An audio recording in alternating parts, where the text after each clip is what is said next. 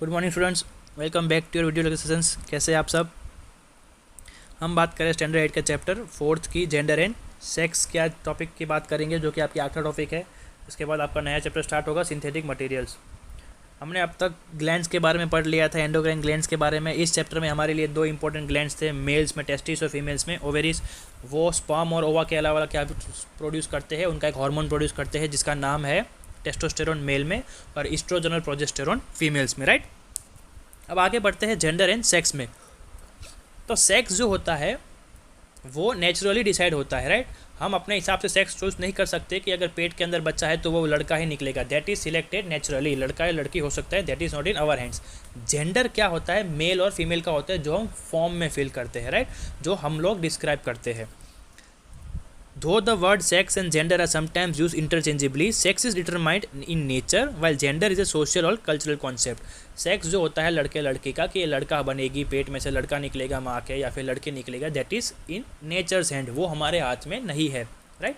But gender क्या होता है, जब वो बच्चा पैदा हो जाता है उसके बाद हमें पता चलता है कि ये लड़का है तो हम उसको मेल जेंडर बोल देते हैं, और अगर लड़की होती है तो हम उसे फीमेल जेंडर बोल देते हैं, राइट, क्योंकि वो हमारा सोशल या कल्चरल कंसेप्ट है। When we refer to sex, we mean the biological characteristic that make one female or female.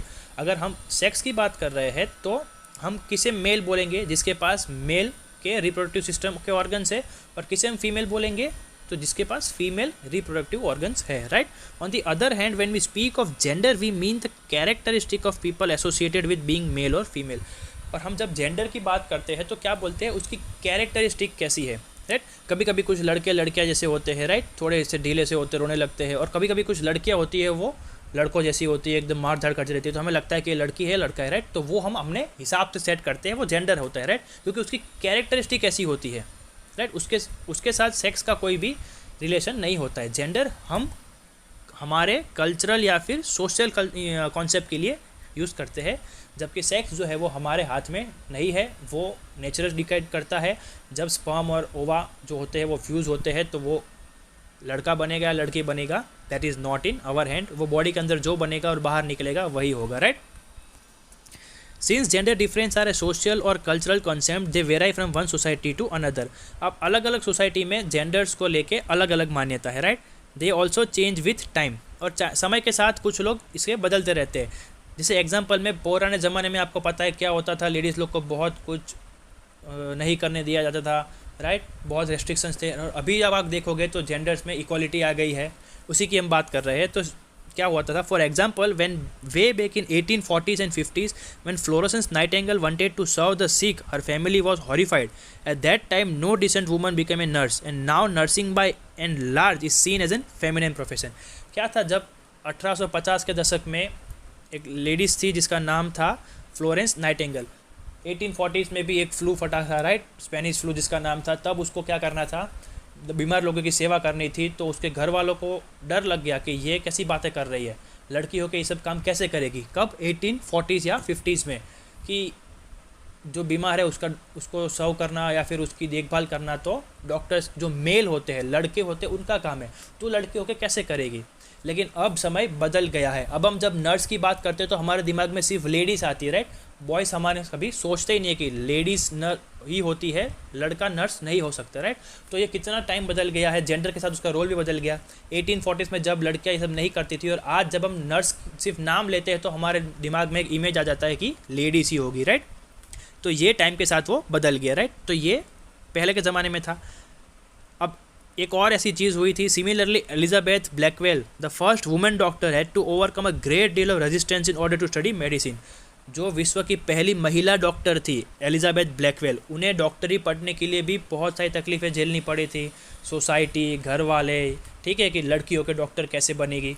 और आज अगर आप देखो तो डेंटल में, पीडियाट्रिशियन में, गायनेकोलॉजिस्ट में, राइट, ज़्यादातर क्या होती है, लेडीज़ डॉक्टर होती है, राइट। और हम प्रीफर भी यही करते हैं कि भाई अगर डिलीवरी करवानी है तो हम लेडीज़ डॉक्टर के पास ही जाएंगे। तो टाइम कितना बदल गया है, लोग कितने आगे आ गए हैं, या फिर सोच कितनी बदल गई है, राइट। क्योंकि टाइम के साथ ये जो सारे जेंडर रोल्स होते हैं वो चेंज होते जाते थे। पहले के ज़माने में लड़कियाँ ये नहीं करती थी, वो नहीं करती थी, लेकिन अब जो है वो टाइम सुधर रहा है, राइट। तो ये हो गया आपका जेंडर और सेक्स का डिफरेंस। अब जेंडर रोल्स की बात कर लेते हैं कि हमारे दिमाग में ना एक फिट सेट हो गया है कि ये लड़की है तो इतना ही करेगी, ये लड़का है तो यही ये करेगा, बाकी ये लड़की के बस का नहीं है और ये लड़के के बस का नहीं है, वो देख लेते हैं। Gender roles are functions that society sees as feminine and masculine, जनाना या मर्दाना, ठीक है। हम लोग क्या बोलते हैं कि ये लड़की का बस की बात नहीं है, ये तो लड़के कर सकते हैं, और फिर कुछ काम ऐसे होते हैं जो हम बोलते हैं हाँ ये तो लड़कियों वाले काम है, लड़के नहीं कर सकते। अब उस चीज़ को भी हमें ओवरकम करना है, राइट। तो वो कैसे करेंगे देख लेते हैं। This roles are encourage in children from a very early age. There is no law that binds a girl to behave in a particular way और compels a boy to perform certain actions. अब देखो, जब हम छोटे होते तब भी से हमको ये सिखाया जाता है, ऐसा कोई नियम, ऐसा कोई कानून नहीं है कि ये काम सिर्फ लड़के करेंगे या ये काम सिर्फ लड़कियाँ करेगी। लेकिन जब हम बचपन में होते तभी से हमको सिखाया जाता है कि भाई ये काम जो है सिर्फ लड़के करेंगे और ये काम जो है सिर्फ लड़कियाँ करेगी, और जो कुछ एक्सटेंट तक गलत भी है, राइट। क्योंकि ऐसा कुछ कंपलसरी तो है नहीं कि ये काम लड़के से नहीं होगा या फिर ये काम लड़की से नहीं होगा। क्यों नहीं होगा, वो करके दिखा रही है, राइट। तो ऐसा कोई नियम नहीं है, जस्ट क्या है, हमें पहले से ये सिखाया गया है कि कुछ काम जो है वो लड़के करेंगे और कुछ काम है वो लड़कियाँ करेगी, राइट। तो that is not right. However, since most people in a society have certain ideals of what is feminine and what is masculine, और अलग अलग सोसाइटी में, अलग अलग समाज में लोगों की अलग अलग सोच होती है लड़कों और लड़की को लेके, राइट। वो क्या होती है? For example, an Indian girl may be encouraged by her parents to learn cooking, while a boy automatically help his father mend a fuse or fix a leaking tap, right? जब लड़कियां 6-7 में होती है या फिर 10-12 साल की होती है तो उन्हें घर के काम में लगा देते हैं, खाना बनाना सिखा देते हैं, राइट, झाड़ू पोछा करना सिखा देते हैं, कपड़े संभालना, कपड़े धोना। और लड़का होता है तो वो अपने पापा के साथ खेत में जाके हल चलाएगा, या फिर अगर घर में पापा कुछ काम कर रहे हैं इलेक्ट्रिसिटी का तो वो भी मशीनें खोलने लग जाएगा, गाड़ी साफ़ करवाएगा। तो ये क्या हो जाता है, हमने बचपन से ही हमारे पेरेंट्स या फिर हमारे समाज जो है, हमारी सोसाइटी, वो हमें ऐसे एक ढब में ढल देते हैं कि भाई you are in this category, तो आप यही करोगे, जो कि गलत है, राइट।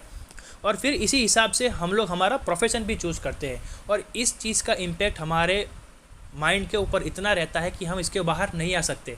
जैसे लेडीज़ लोग जो होती है, अब ये माना जाता है कि ये तो देखभाल करने में अच्छी होती है, इनमें ममता अच्छा होती है, ये अच्छे से संभाल कर सकती है, ये चीज़ों को समझती अच्छे से है, ये नाजुक होती है, तो फिर उनके प्रोफेशन भी ऐसे हो जाते हैं। कोई काउंसलिंग में चली जाती है, कोई डाइटिशियन बन जाती है, कोई फीमेल टीचर। और आप देख लो प्राइमरी स्कूल्स में टीचर्स जो होगी वो लेडीज़ ही होगी।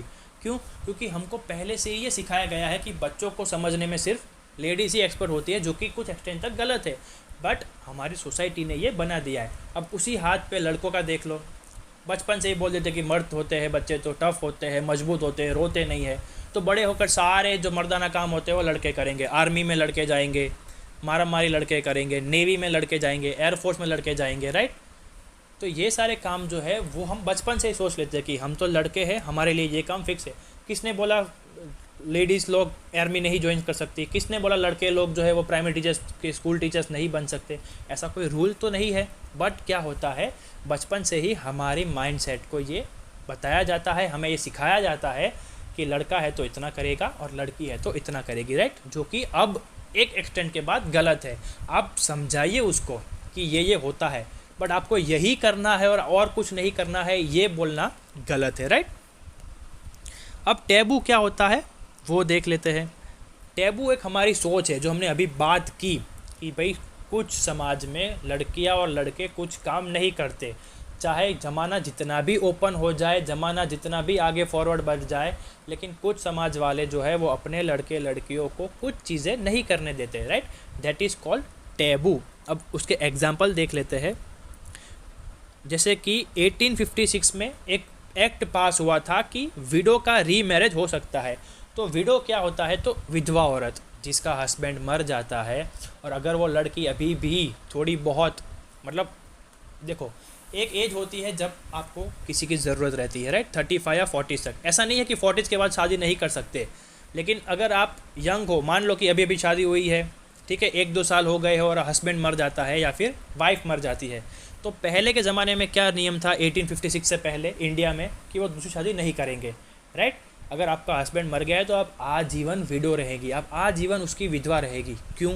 वो 25 साल की है, उसे दूसरी शादी करवा दो तो वो खुश रहेगी। या फिर अगर उसकी बीवी मर गई है तो लड़के वापस शादी क्यों नहीं करेंगे, राइट। तो ये जो था वो एक गलत सोच थी 1856 तक। फिर आपने एसएस में पढ़ा होगा, राजा राम मोहन रॉय करके आए थे, उन्होंने ये सती प्रथा हटवाई थी, क्योंकि पहले के ज़माने में अगर किसी लड़की का पति मर जाता था तो उस लड़की को भी उसी के साथ मार देते थे, राइट, जो कि बहुत ही ज़्यादा गलत था, ये नहीं होना चाहिए। तो ये सब क्या था, एक टैबू होता है कि इसका पति मर गया, अब ये जी के क्या करेगी, इसको भी मार डालो, या फिर ये पूरी ज़िंदगी विधवा रहेगी, ये शादी नहीं करेगी, राइट। ये इसे क्या बोलते हैं, टैबू बोलते हैं, राइट। इस सोच को क्या बोलते हैं, टैबू बोलते हैं। एक और चीज़ है जो अभी भी बहुत जगह पर नहीं एक्सेप्ट की जाती है, that is love marriages, right, कि ये हमारे कास्ट का नहीं है, ये हमारे धर्म का नहीं है, ये हमारी बिरादरी का नहीं है, ये हमारी जाति का नहीं है। तो इसे क्या बोला जाता है, टैबू बोला जाता है, राइट। जो अभी भी बहुत सारी कंट्रीज़ में, मैं सिर्फ इंडिया की बात नहीं कर रहा हूँ, बहुत सारी कंट्रीज़ में, अगर आपको लगता है कि वेस्टर्न कंट्रीज़, यूरोपियन कंट्रीज़ बहुत ओपन है, वहाँ सब चलता है, तो वहाँ पर भी बहुत सारी जगह ऐसी है जहाँ पर ये चीज़ें अभी भी मानी जाती है, राइट, जो कुछ हद तक सही भी है और कुछ हद तक गलत भी है, राइट। अब इसके बाद आपका लास्ट टॉपिक है सेक्स डिटर्मिनेशन। जो हमने बात की थी वो कि भाई बहुत पहले जब बच्चा होता था तो सबको लड़के ही चाहिए थे, लड़कियां बहुत कम लोग रखते थे, राइट। तो अभी जो है गवर्नमेंट ने बैन कर दिया है सेक्स डिटर्मिनेशन। अब आप कभी किसी हॉस्पिटल पे जाओगे तो आपको ऐसा एक बोर्ड देखने को मिलेगा। ये जो आपको बोर्ड दिख रहा है, आपको हर एक हॉस्पिटल में क्या मिलेगा, देखने को मिलेगा। क्या लिखा है उसके ऊपर, आवश्यक सूचना। यहाँ नालंदा स्कैन सेंटर में हॉस्पिटल एवं स्कैन रिसर्च सेंटर प्रा लिमिटेड पटना में प्रसव पूर्व भ्रूण का लिंग परीक्षण एवं निर्णय किसी विधि द्वारा नहीं किया जाता है। ऐसा परीक्षण करना एवं करवाना कानूनी दंडनीय अपराध है। ये हिंदी में लिखा है, मैं आपको उसका इंग्लिश भी नीचे पढ़ देता हूँ। Prenatal sex determination not done by any method here in this centre, right, KB Bagh Patna request and performing such investigation offence under the law. अब गवर्नमेंट ने ये कानून कर दिया है कि अगर आपकी घर में कोई प्रेग्नेंट है और आप उसके डॉक्टर के पास लेके जाते हो और आप बोलते हो कि हमें पता लगाना है लड़के है या लड़की है, तो आप लोग गुनहगार बन सकते हो और आप लोग जेल जा सकते हो, क्योंकि लड़का हो या लड़की हो सबको जीने का समान अधिकार है। क्योंकि पहले लोग क्या करते थे, अगर लड़कियां होती थी तो दूध पीती करके एक प्रथा होती थी, ड्राउनिंग करके, राइट। वो जब लड़कियां जन्मती थी और उन्हें लड़कियां नहीं चाहिए होती थी तो वो जस्ट जन्मी हुई लड़की को पानी के पतीले के अंदर डुबो के मार देते थे और फिर उसे गाड़ देते थे, राइट। तो ये चीज़ बहुत गलत थी, सबको जीने का अधिकार है। और पहले के लोग ये नहीं समझते थे कि ये जो संसार चल रहा है that is because of females only, क्योंकि रिप्रोडक्शन करने की कैपेसिटी सिर्फ फीमेल्स के पास है, नया जीवन देने की शक्ति सिर्फ औरतों के पास होती है, राइट। क्योंकि प्रेगनेंसी वही कंसीव कर सकती है, हम लड़के जो होते हैं वो प्रेग्नेंट नहीं हो सकते हैं, राइट। हम लोग बच्चे पैदा नहीं कर सकते। तो ये पहले के आदमियों की सोच नहीं थी, इतना इनको वास्ट नहीं पता था, नॉलेज नहीं था, या फिर था लेकिन वो थोड़े बहुत क्या बोलते हो उसको, जिद्दी थे या फिर जो भी थे, राइट। पहले के ज़माने में ये बहुत हुआ करता था। लेकिन अब जब एक्ट पास हो गया है दैट किसी भी हॉस्पिटल में किसी भी डॉक्टर ने अगर जाति परीक्षण करके दिया या फिर किसी पेरेंट्स ने या फिर किसी घर वाले ने बोला कि हमको करवाना है, तो that is an punishable offence, आप जेल जा सकते हो, राइट। इसके लिए, क्योंकि लड़का हो या लड़की हो, everyone has the equal rights to live, right. और ये क्यों होता था, क्योंकि अगर आपको पता चल जाता है कि लड़की है तो वो लोग क्या करते थे, फीटिसाइड करते थे, मतलब अगर लड़कियां जन्मी तो उसे मार देते थे, राइट। और ये क्यों गलत है, क्योंकि अभी जो सेक्स रेशियो है हमारे कंट्री का, सेक्स रेशियो मतलब क्या होता है, कितने हज़ार आदमी पे कितनी औरतें हैं।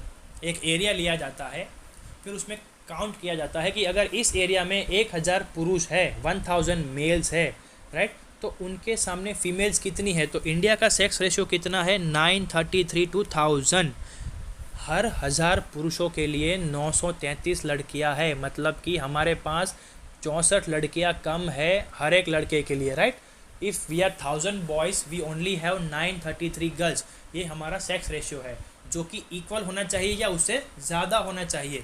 क्योंकि अगर हम लोग लेडीज़ लोग को बर्थ नहीं लेने देंगे, अगर लड़कियां हम लोग पैदा नहीं होने देंगे, तो जो पॉपुलेशन है वो घट जाएगी। क्योंकि लड़कियां नहीं रहेगी तो कंसीव कौन करेगा, ये आगे कौन चलाएगा, राइट। क्योंकि वही एक है जिसके पास शक्ति होती है दूसरे को जन्म देने की, राइट। तो गवर्नमेंट अभी इसी पे भार दे रही है। आप देख सकते हो अभी गवर्नमेंट ने बहुत स्कीम ला दी है, बच्चियों के लिए स्कॉलरशिप की योजना होती है, पढ़ाई फ्री कर दी है, बाहर जाने के लिए स्कॉलरशिप प्रोवाइड करते हैं। अगर न्यूट्रिशन की कमी है, किसी के घर पे लड़की पैदा होती है और खाने के नहीं होते पैसे, तो गवर्नमेंट खाने पीने के भाई क्या कर देती है, व्यवस्था कर देती है। तो बहुत सारा भार दिया है इंडियन गवर्नमेंट ने in recent years for female child development, right. तो ये बहुत अच्छी बात है। और आप लोग भी जब आगे बढ़िए तो आपकी ये सोच होनी चाहिए कि अगर लड़का हो या लड़की हो, जो भी हो, you would accept it open handedly.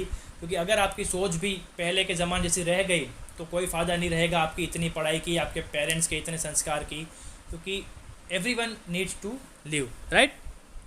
तो यहाँ पर आपका चैप्टर ख़त्म होता है, आपका चैप्टर 4। नेक्स्ट वीडियो में हम चैप्टर 5 के साथ मिलेंगे, जो आपके इस एग्ज़ाम में इंक्लूडेड है। तो हमारे पास अभी भी 10 दिन है, हम लोग ख़त्म कर देंगे।